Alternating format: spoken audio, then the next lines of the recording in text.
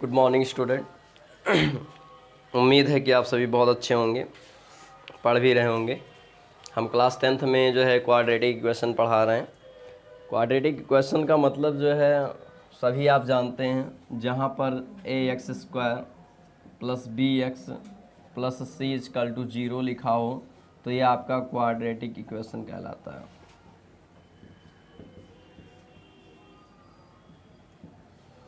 कल हमने थोड़ा सा ये पढ़ा था कि इसकी पहचान कैसे होती है, इसे रिप्रेजेंट कैसे किया जाता है ना। यानी अगर कहीं पर लिखा हुआ है x² + 1 तो ये भी क्वाड्रेटिक है, अगर x² 4x + 1 लिखा है तो भी क्वाड्रेटिक है।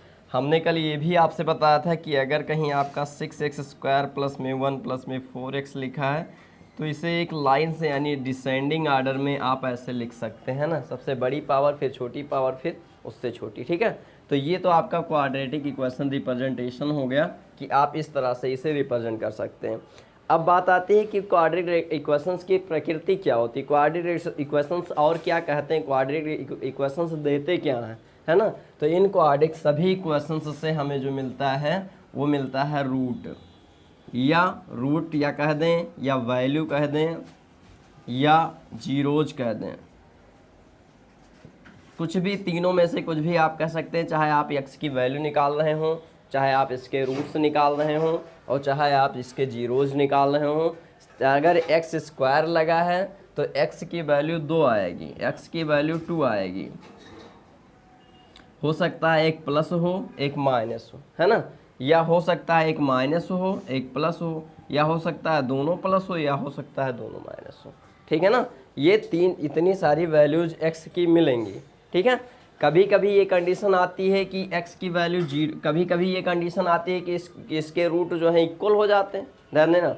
कभी कभी ये कंडीशन आती है, थोड़ा सा देखते हैं, इन्हें लिखने की ज़रूरत नहीं, खाली समझते रहिए, बहुत अच्छा लगेगा। और अगर ये समझ ले गए, बैठ गया दिमाग में, तो फिर कभी भूलोगे नहीं। जो रूट होते हैं, जैसे ये रूट हुआ, अब कभी कभी ऐसा होता है कि इक्वल होते हैं और कभी कभी होता है अनइक्वल होते हैं, और कभी कभी ऐसा होता है कि जो है रियल होते हैं, और कभी कभी ये होता है कि इमेजिनरी होते हैं, तो इस प्रकार मतलब काल्पनिक हम इसे बोल सकते हैं। काल्पनिक होते हैं, रियल मतलब वास्तविक होते हैं, और इक्वल में समान होते हैं, और अनइक्वल में असमान होते हैं।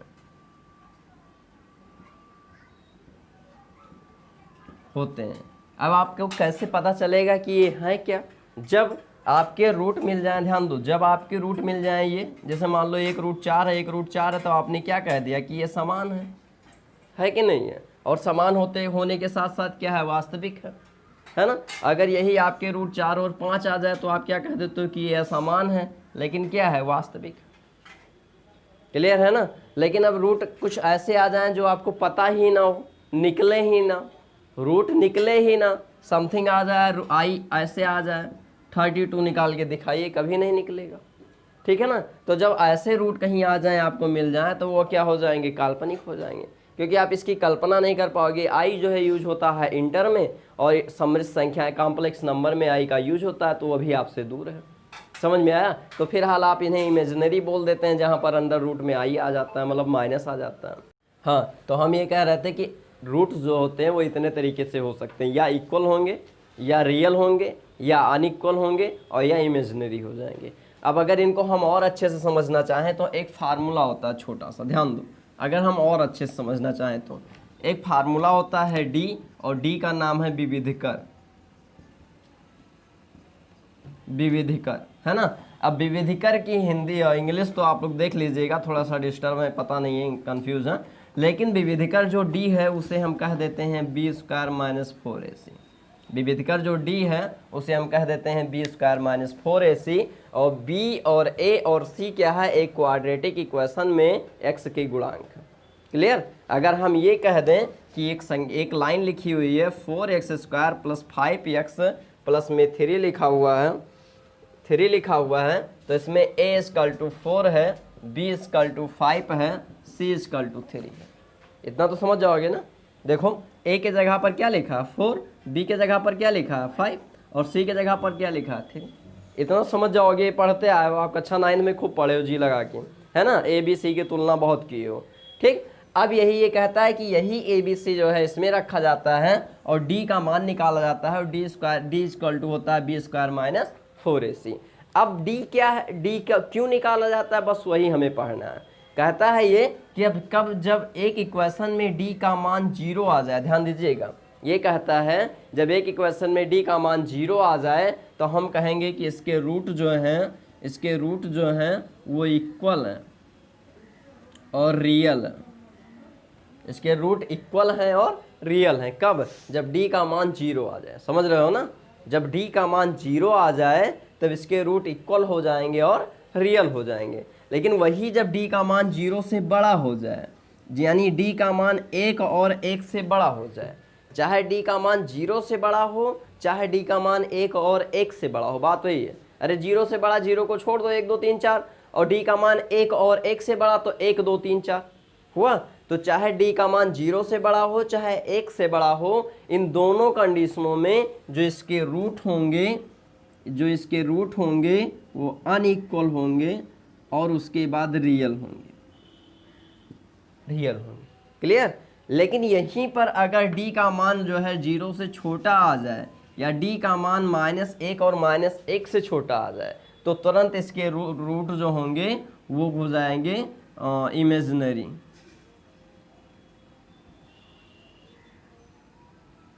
इमेजिनरी। यानी नो रियल नंबर्स। ठीक है, तो इसमें नो रियल नंबर्स रहेंगे कब? जब डी का मान 0 से छोटा आ जाए, यानी -1 -2 -3 -4। क्लियर हुआ कि नहीं हुआ? अब ये समझोगे कब? क्वेश्चंस देखोगे तब। ठीक है, इतना समझ में आया? ये उतार लो, आगे हम चलते हैं। चलें,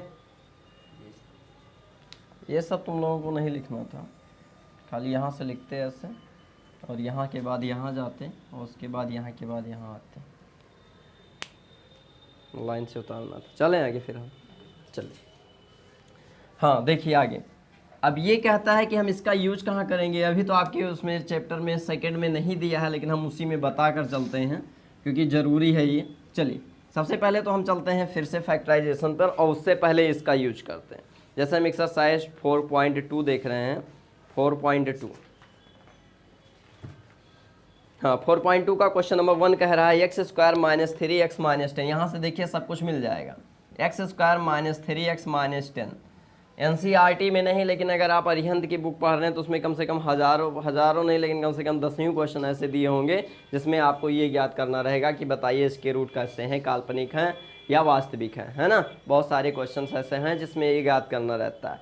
NCERT में ज़्यादा क्वेश्चन नहीं दिए, लेकिन इंपॉर्टेंट है इसके कॉन्सेप्ट को समझना, तो हम पहले ही क्वेश्चन में समझते हैं, उसके बाद लगाएंगे। ठीक है, क्वेश्चन में स्पेशली नहीं कहा है कि एग्जिस्ट चेक कीजिए कि एग्जिस्ट करता है कि नहीं, लेकिन हम लोग चेक करते हैं। देखिए कैसे ये इक्वेशन लिखा, अगर हम इसकी तुलना करें ax² से, bx से और c से, तो हमें मिलेगा क्या? आप बताइए। a = 1 यहाँ पे है कि नहीं है, b = -3 और c = -10।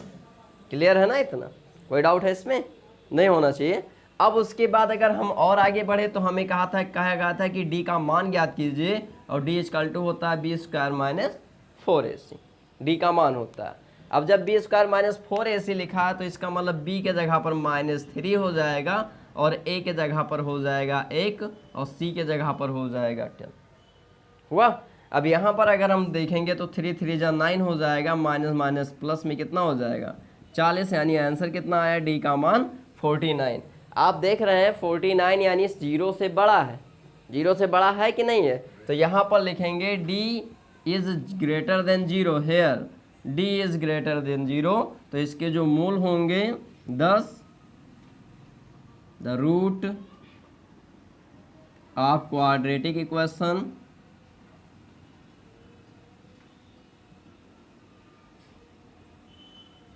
Is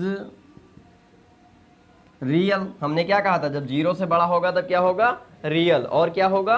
unequal. अब समझ में आया कि नहीं? तो इतना आपको सभी क्वेश्चंस में निकालना है, इसलिए कि आपकी प्रैक्टिस बराबर बनी रहे। पूछ सकता है पेपर में कि पहले आप चेक कीजिए, अगर सेटिस्फाई हो तो आप मान ज्ञात कीजिए। तो चेक करने के लिए आपको इतना देखना पड़ेगा। अगर यहीं पर ये माइनस आ जाता तो आपको कैलकुलेशन करनी ही नहीं थी।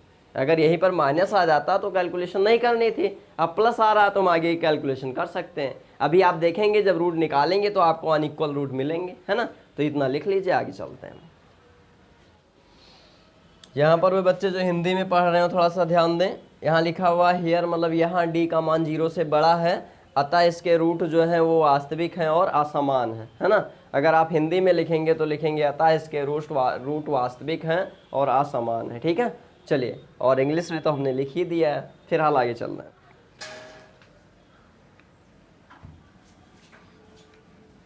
चलिए आगे हम क्या कह रहे थे कि अगर ये इसके रूट असमान है यानी रियल हैं तो आप इसे निकाल सकते हो, और निकालने के लिए कहा गया है, फिर से लिख लेते हैं वही क्वेश्चन। पहला क्वेश्चन आपका ये था एक्स स्क्वायर माइनस 3x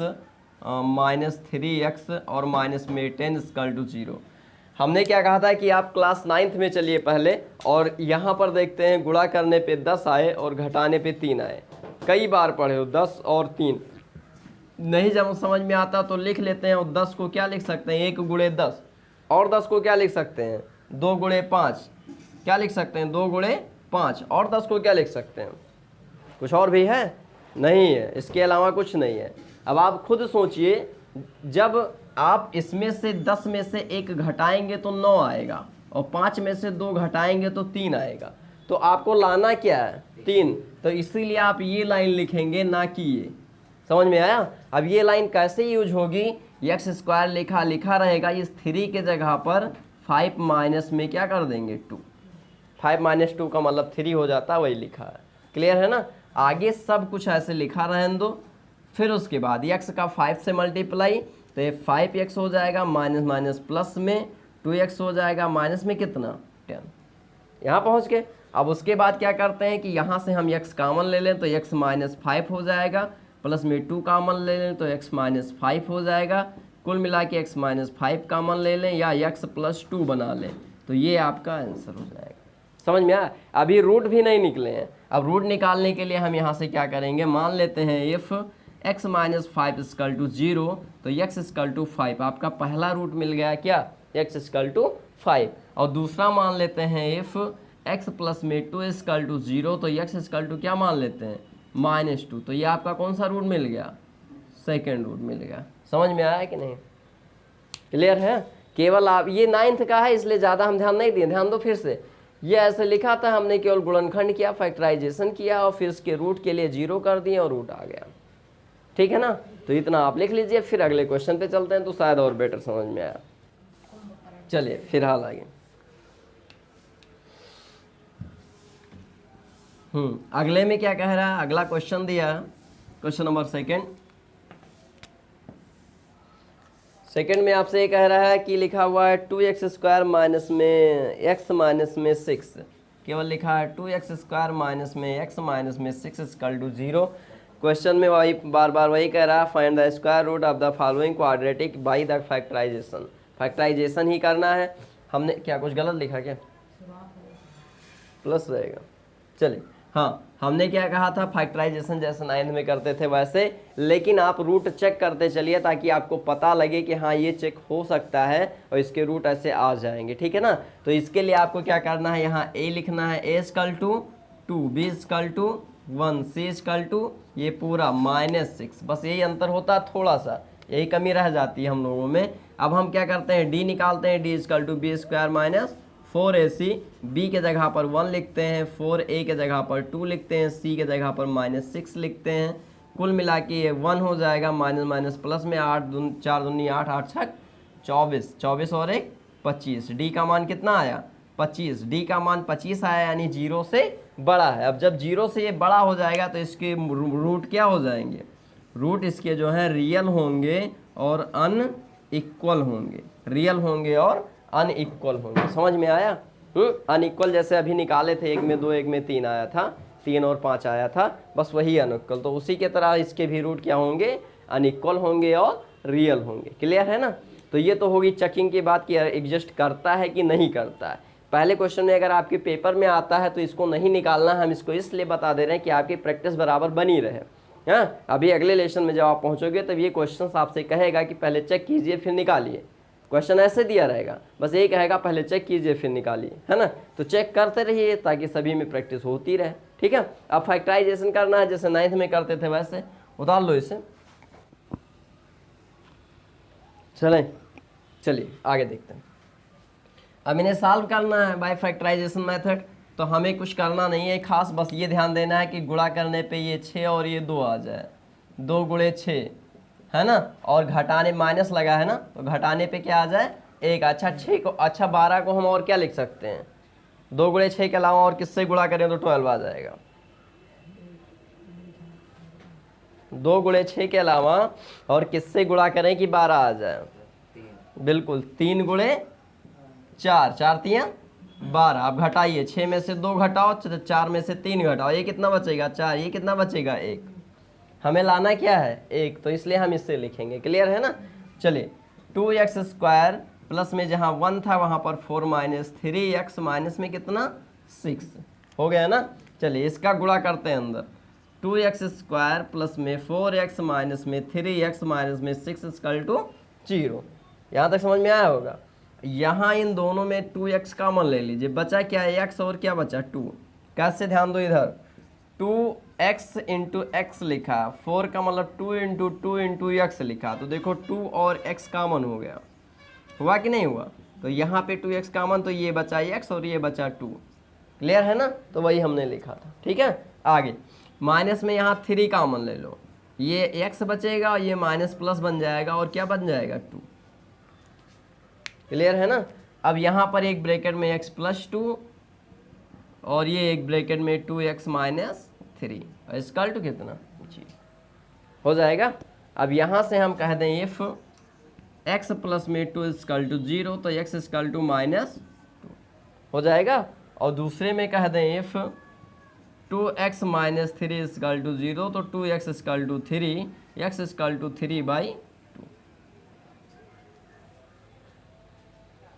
समझ में आया कि नहीं, क्लियर है ना। चलिए तो इस तरह से हम इसे लिख सकते हैं, ठीक है, लिख लीजिए। रूट की बात हमने की थी, तो देखो एक -2 आया, एक 3/2 आया, डिफरेंट रूट है कि नहीं है, और रियल है। रियल नंबर जानते हो क्या होते हैं, रियल नंबर वह सभी नंबर्स होते हैं, रियल में वह सभी नंबर्स होते हैं जो इवन हो, ऑड हो, प्राइम हो, कंपोजिट हो, इंटीजर हो, रीजनल हो, इरिजनल हो। कुछ बचा है इसमें, सभी संभावित नंबर जिन्हें आप देख सकते हैं, सॉरी जिन्हें आप बोल सकते हैं, है ना। 1 2 3 4 -1 -2 -3 5 6 9 10 12 15 16, पाई 22/7, है ना, थीटा 360/60, कुछ भी ऐसा XYZ जो आप बोल सकें वो सब क्या है, रियल है। समझ में आया, क्लियर। तो ये रियल नंबर्स हो गए। अब सोच रहे हो इमेजिनरी, तब क्या बचा इमेजिनरी में आपका आता है Z और I, है ना। और Z I जो होते हैं वह कॉम्प्लेक्स नंबर होते हैं, अब वह सब पढ़े जाते हैं हाई स्कूल नहीं इंटर के सिलेबस में, ठीक है। जब आएगा तो हम पढ़ाते रहेंगे, और अगर ज़्यादा पढ़ना हो तो आज के हमारे इस वीडियो में बस इतना ही। आप इन क्वेश्चनों को लगाते रहिएगा, स्क्वायर रूट जितने भी हैं आप पे सभी आ जाएंगे। बाकी हम कल मिलते हैं किसी नए क्वेश्चन से और नए मेथड से, है ना। नए मेथड में आपको एक मिल सकता है, ये ध्यान दो इधर थोड़ा सा, एक नए मेथड में आपको मिल सकता है क्वाड्रेटिक फार्मूला।